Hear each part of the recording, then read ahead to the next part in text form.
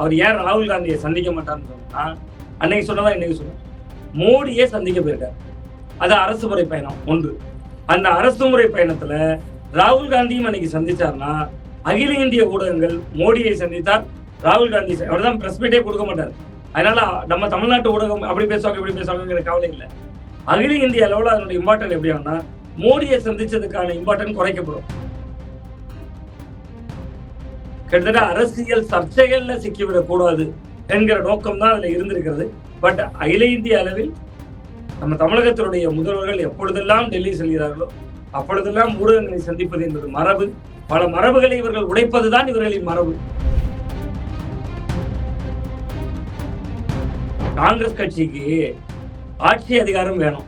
அப்ப நீங்க சில விஷயங்களை விட்டு கொடுத்தானே ஆகணும், சில அவமானங்களை பட்டுதானே ஆகணும். ஆட்சியில் பங்கு அதிகாரத்தில் பங்கு, 2 பேரும் மினிஸ்டர் ஆயிட்டாங்க. 67க்கு பின்பு 59 ஆண்டுகளுக்கு பின்பு ஆட்சி கிடைத்து விட்டது. அப்ப நீங்க சில சமரசங்கள் செய்யணும்ல, தயாரா தானே இருக்கணும். நீங்க அரசியலுக்கு இல்ல நன்றிங்கிற வார்த்தைக்கெல்லாம் விலை கிடையாது. பாலிசி மேக்கிங்ல இவர் எப்படி செயல்படுறாரு, தொடர்ந்து பாஜகவுக்கான திட்டங்களை எதிர்க்கிற விதத்துல எப்படி செயல்படுறாரு, இதெல்லாம் பார்ப்பாங்க. முதல்ல பார்த்து விட்டு உள்ளபடியே இவரால் பாஜகவுக்கு ஆபத்து, நெருக்கடி, தென்னிந்தியாவில் காங்கிரஸ் ரொம்ப வலுவாக மாறுறதுக்கு ஏதோ ஒரு வகையில் விஜய் ஆதரவாக இருக்கிறார் அப்படிங்கிறதெல்லாம் தெரிஞ்சுன்னா பல அழுத்தங்கள் கொடுப்பாங்க.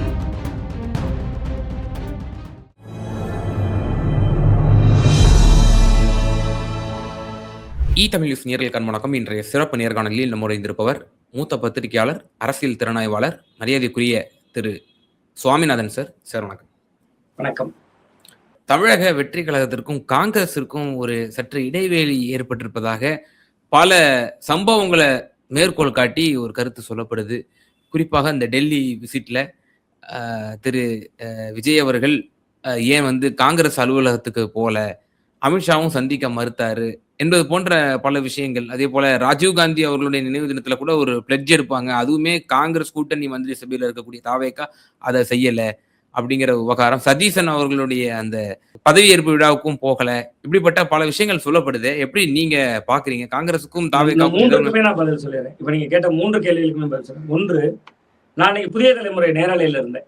அந்த முதல் சம்பவத்தின் போது, அதாவது அவர் டெல்லி போயிருக்கிற போது, அப்ப டெல்லி போயிருக்கிற பொழுது என்கிட்ட எல்லாரும் அதுக்கு முன்பு பேசியவர்கள்லாம் சொல்றாங்க, அடுத்ததாக ராகுல் காந்தியை சந்திப்பார், சோனியா காந்தி இல்லத்திற்கு செல்கிறார் அப்படிலாம் பேசுறாங்க.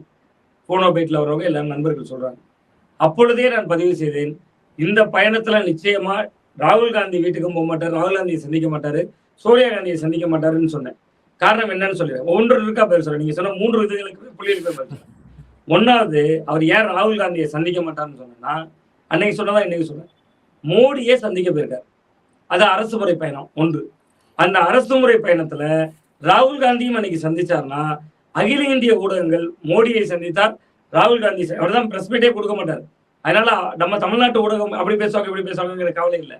அகில இந்திய அளவில் அதனுடைய இம்பார்ட்டன் எப்படி ஆகும்னா, மோடியை சந்திச்சதுக்கான இம்பார்ட்டன் குறைக்கப்படும், உள்ள ஈக்குவல் படுத்தப்படும். ராகுலையும் சந்திச்சார், மோடியும் சந்திச்சார்.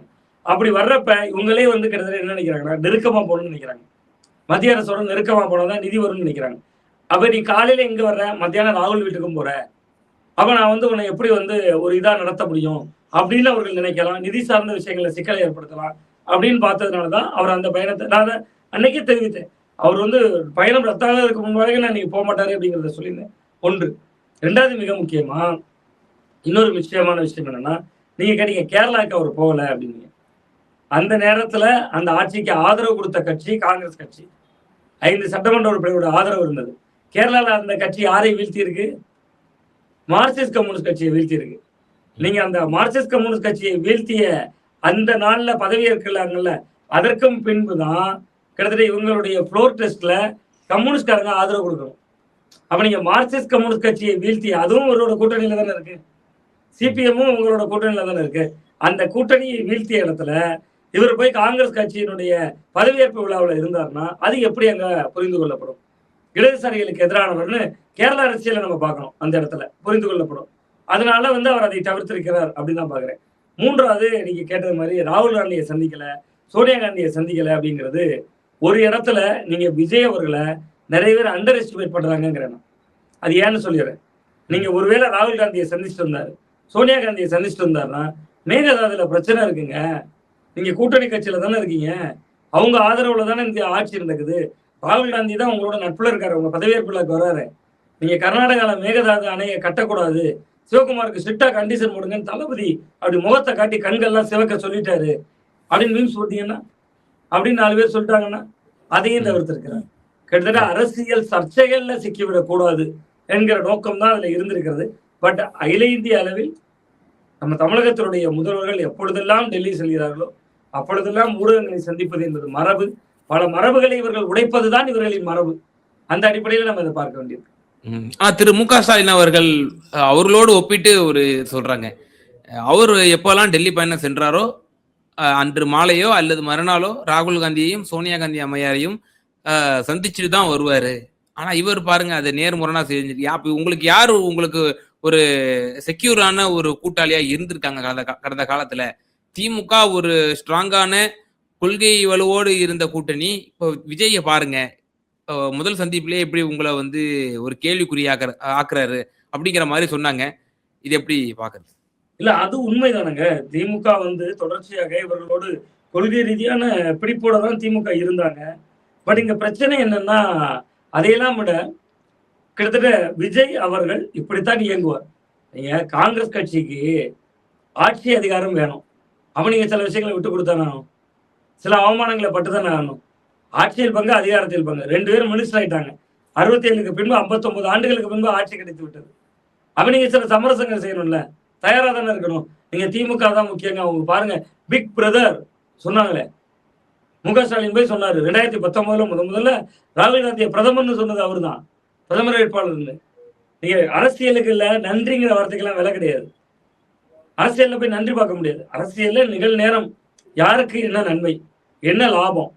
நான் இப்பவும் சொல்றேன், 2029 தேர்தல் திமுக யார பிரதமர் வேட்பாளரை காட்டப்போகுது? ராகுல் காந்தி டீம் இருக்கிறது திரு விஜய், தாவேகாவோட இருக்காரு, அண்ணா திமுகவோட பிஜேபி இருக்கு. அப்ப திமுகவோட பிரதமர் வேட்பாளர் யாரு? நாளைக்கு திமுக ஆஃபர் கொடுத்தா பாஜக அவங்களும் சேர மாட்டாங்க என்ன நிச்சயம்? அவங்க குறைந்தபட்ச செயல் திட்டம் வராதுன்னு என்ன நிச்சயம்? ஸோ அப்ப அரசியல்ல நிரந்தர நண்பனும் இல்லை, நிரந்தர எதிரியும் இல்லை. இது சாதாரண ஒன்றுதான். நீங்க காங்கிரஸ் வந்து ஒரு தமிழ்நாட்டுல அவங்க 2 அமைச்சர் வாங்கியிருக்காங்க, அது அவர்களை பொறுத்தவரை பெரிய விஷயமா பார்ப்பாங்க அப்படின்னு தான். சார், இந்த மாநில அளவுல சுருக்கி பார்க்கிறதே வந்து ஒரு பிழையான ஒரு அணுகுமுறை. சிலருடைய தவறான மிஸ்கைடன்ஸ்னால இப்படி ஒரு தவறான முடிவு எடுத்துட்டாங்க. இதை விடவும் மேக்ரோ லெவல்ல தான் காங்கிரஸ் பார்க்கும். அது ஒரு தேசிய கட்சி, 22 எம்பி இருக்கக்கூடிய திமுகவோட தயவு தான் அவங்களுக்கு வந்து ரொம்பவே முக்கியத்துவம் வாய்ந்தது. இன்னும் 3 ஆண்டுகள் இருக்கு மோடியினுடைய டென்யூர் 2029க்கு அப்படிங்கிற ஒரு விஷயம் பார்க்கப்படுது இல்ல. மாநிலத்துல 2 அமைச்சரவையில வாங்குறதுல என்ன அவங்களுக்கு கட்சியை வளர்க்கணும் சார்? அவங்க கணக்கு அது மட்டும் இல்லைங்க. கேரளால விஜய்க்கு ரசிகர்கள் இருக்காங்க. நீங்க அந்த ரசிகர்கள் வச்சுதான் சதீஷன் முதலமைச்சர் ஆனாருங்கிற ஒரு கேள்வி வரும். இல்ல, அது உங்களுக்கு அந்த எலெக்ஷன் வந்து சட்டமன்ற எலெக்ஷன். நீங்க அடுத்து வரக்கூடிய பார்லிமெண்ட் எலெக்ஷன் பார்க்கணுமே, அங்க இடதுசாரிகள் வெர்சஸ் இவங்க மோதுவாங்களே, அவங்களுக்கு விஜயோட ஆதரவுங்கிறது அங்க 1% 1.5% ரசிகர்கள் இருப்பாங்க. 2வது, அகில இந்திய அளவுல விஜய் பிரஸ பார்க்க மாட்டாரு. மோடி மாதிரியே ஒருத்தர் உருவாக்கப்படுறாரு, அவரும் பிரஸ பார்க்க மாட்டாரு, இவரும் பிரஸ பார்க்க மாட்டாரு. 2 பேருடைய அணுகுமுறையும் ஏறக்குறைய ஒரே மாதிரி இருக்கு. அப்ப காங்கிரஸ் கட்சி இவரை தென்னிந்தியாவின் முகமா முன்னிலைப்படுத்த பாக்குறாங்க. நீங்க தேர்தல் நெருக்கத்துல உணர்வீங்க. இப்ப நான் சொல்லும் போது கொஞ்சம் மிகையாக தெரியலாம். எனக்கு நார்த் இந்தியால இருந்து நண்பர்கள் சொல்றாங்க, டெய்லி ரீல்ஸா வந்துட்டு இருக்கான், மோடியை பிடிக்குமா விஜய பிடிக்குமான்னு கேக்குறாங்களாம். நார்த் இந்தியன்ஸ் எல்லாம் விஜய பிடிக்கும் கை காட்டுறாங்களாம். இது பிஜேபியை கடுப்பாக்கி இருக்கு ரொம்பங்கிறான் அந்த பையன். அந்த பையன் சொல்றான், பிஜேபி ரொம்ப டென்ஷன் ஆகி இருக்கு, இவங்க தெரியாம ஏதோ ஒண்ணு பண்ணிட்டு இருக்காங்க அப்படிங்கிறான். பட் அது தெரிஞ்சு பண்றாங்களோ தெரியாம பண்றாங்களோ ஏதோ ஒன்று, அகில இந்திய அளவுல விஜயை வைத்து சில முன்முடிவுகளோடு சில திட்டங்களோடு தான் காங்கிரஸ் அந்த பக்கம் போயிருக்குன்றாங்க. இன்னும் ஒரு ஆண்டுகள்ல நமக்கு அது இன்னும் கொஞ்சம் கிளாரிட்டியாவே தெரிய வரும் நம்புறேன். ஸோ ஒரு முக்கியமான ஒரு தொலைநோக்கு சிந்தனையோடு சிந்திச்சு ஒரு விஷயம் சொல்லியிருக்கீங்க. தென்னிந்தியாவுடைய முகமாக திரு விஜய் அவர்களை வந்து முன்னிலைப்படுத்தி அதன் மூலியமாக காங்கிரஸ் தென்னிந்தியாவில் மேலும் வலுப்பெறதுக்கான ஒரு வேலைகளை செய்யுது அப்படின்னு. இதை எப்படி மோடிஜி எப்படி பார்ப்பாங்க, பிஜேபி எப்படி பார்ப்பாங்க? தென் இந்தியாவுல கடந்த முறையும் single largest party Bharatiya Janata தான். ஒடிஷாவில் ஓரளவு வந்துட்டாங்க, கர்நாடகாவிலையும் ஓரளவு வந்துட்டாங்க, டிஎம்கே கூட கிடையாது. அப்படி ஒரு சிங்கிள் லார்ஜஸ்ட் பார்ட்டியா பிஜேபி தான் இருக்கு. இப்போ அடுத்த முறையும் நார்த்ல கடந்த முறை யூபி வந்து அவங்களுக்கு கை கொடுக்கல. இங்க இருந்த ஒடிஷாவிலையும் பீகார்லயும் கொஞ்சம் அந்த மாதிரி கொஞ்சம் இருந்ததுனால 240 அப்படிங்கிற மாதிரியான ஒரு தப்பிச்சவன் பொழைச்சவன் வந்தாங்க. இப்போ மேலும் ஒரு பெரிய த்ரெட் வந்துரும் அப்படின்னு நிச்சயமா அவங்களுக்கும் போகும் இல்லையா? இல்ல அதனாலதான் உங்களுக்கு ஆளுநருடைய மனுக்கள்லாம் கிடப்புல இருக்கு. அதனாலதான் ஓகே. சிபிஐ விசாரணை இன்னும் நிலுவையில இருக்கு. எதுலையுமே ஃப்ரீ பண்ணி விடலையேங்க அவரை. ஆ. அவர் மேல ஒரு ஏதோ ஒரு காலச்சூழல் மாறலாம், அரசியல் சூழல் மாறலாம் அப்படிங்கிற நம்பிக்கையில தானே பாஜக வந்து பெரிய தலையீடு செய்யல. சட்டமன்றத்திலே நடுநிலை வைத்தாங்க. அதிமுகவோட ஒரு பிரிவு ஆதரிக்கிறாங்க, ஒரு பிரிவு எதிர்க்கிறாங்க. திமுக வெளிநடப்பு செய்யுது. நீங்க இந்த 3ல ஏதோ ஒரு நிலைப்பாடு தானே எடுத்துக்கணும். ஏன் நடுநிலை வைத்தாங்க? கிட்டத்தட்ட விஜய்கிட்ட நல்ல பிள்ளை இமேஜ்ல முதல்ல பிஜேபி நினைக்கிறாங்க. நம்மள அவர் திட்டமாட்டாரு, தேர்தலை விமர்சிக்கல. நீங்க ஒண்ணுமே இல்லைங்க. நான் சொன்னா நீங்க நம்ப மாட்டீங்க. திமுக கொள்கை அடிப்படையில, சித்தாந்த அடிப்படையில வலிமையாக பாஜகவை எதிர்த்த இயக்கம். ஆனா விஜய் ஒரே ஒரு தடவை வெளியில வந்து திமுக தீய சக்தின்னு சொன்ன மாதிரி பாஜக அதிதீவிர தீய சக்தின்னு ஒரு வார்த்தையை சொல்லிட்டாருன்னா தமிழ்நாட்டுல பாஜக இப்ப இருக்கிற இடம் கூட இல்லாம ஆயிரும். இதுக்கு பயப்படுது பிஜேபிங்கிறேன் நான். விஜயை கை வைக்க பயப்படுறாங்க. நீங்க விஜய்ங்கிற சக்திய கரூர் சம்பவத்துல லேட்டா வந்தாருன்னு சொன்னாங்கல்ல திமுக. கைது ஏன் பண்ணல? ஏன் நடவடிக்கை எடுக்கல? ஏன் அடுத்த கட்ட விசாரணை போல? விஜயை பார்த்து உண்மையிலேயே பலரும் பயப்படுறாங்க. ஆனா தன்னுடைய முதல்வர் இருக்கையை பார்த்து விஜய் பயப்படுகிறாரோன்னு இப்ப தோணுது. ஏன்னா கிட்டத்தட்ட அவர் பேச பண்றாரு, ஊடகங்களை சந்தேகம் பண்றாரு. அது மாதிரியான இடங்களை அவங்க மாத்தணும். ஏன்னா மக்களும் அவர் மீது அபரிமிதமான நம்பிக்கை வைத்துட்டாங்க. பிற அரசியல் கட்சிகளும் அவரை அணுகிற தன்மையே வேறு ஒன்றாக இருக்கு. இனியும் தாவேகா எதிர்கட்சி வரிசையில் இருப்பதை போல செயல்படக்கூடாது, ஆளுங்கட்சி வரிசையில் இருப்பதை உணர்ந்து செயல்படணும்னு பாக்குறேன். மக்கள் சக்திக்கு அப்ப பாஜகவும் பயப்படணும்ல சார்? இது ஒரு நியாயமான ஒரு தன்மை தானே? இப்ப நீங்க சொன்னீங்க பல நிலுவையில கிடப்புல வச்சிருக்காங்க, கரூர் விவகாரமா இருக்கட்டும், இப்போ குதிரை பேர சார்ஜஸ் எல்லாம் வந்து ஆளுநர்கிட்ட வந்து இருக்கு, அதெல்லாம் தான் வச்சிருக்காங்க. அவ்வளவு சீக்கிரத்துல எமர்ஜா விட்டுற மாட்டாங்க. இங்க காங்கிரஸ் தென் தமிழகத்துல வந்து முழுக்க நிரப்பிட விட மாட்டாங்க அப்படின்ற மாதிரி சொன்னீங்க.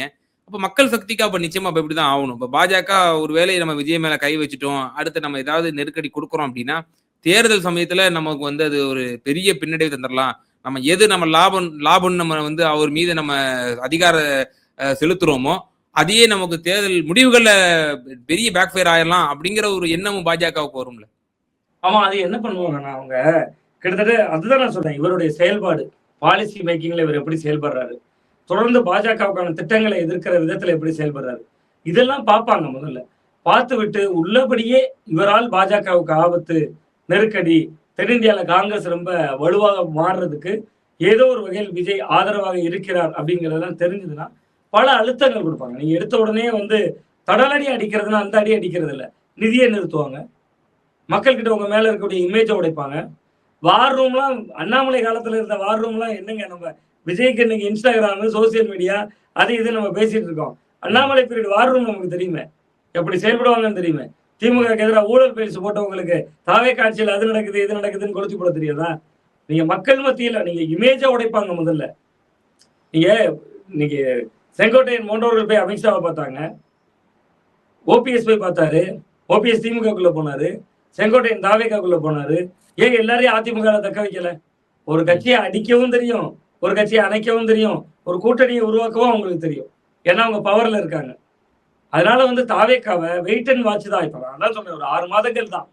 இந்த 6 மாதங்களுக்கு பின்பு தாவேக்கா அரசுடைய செயல்பாடுகள் மத்திய பாஜக அரசுக்கு நெருக்கடியாக மாறல. என்னன்னா தான் சொன்னேன், அடிக்கடி ஒரு வார்த்தையை பயன்படுத்தினேன், இந்த வீடியோ தொடக்கத்திலிருந்தே பயன்படுத்தினேன், ஜனநாயக படுகொலை. அது பிஜேபி பண்ணாலும் ஜனநாயக படுகொலை, ஆனா அது படுகொலைன்னு தெரியாததற்கான ஒரு படுகொலையாக இருக்கும். அந்த ஆயுதத்தை கையில் எடுப்பாங்க அப்படின்னு தான் பாக்குறேன். நிச்சயமா சார், பல்வேறு விவகாரங்கள்ல எங்க நேருக்கு ரொம்ப தெளிவா உங்களுடைய கருத்துக்களை பகிர்ந்தீங்க. நன்றிகள் சார். ரொம்ப நன்றி.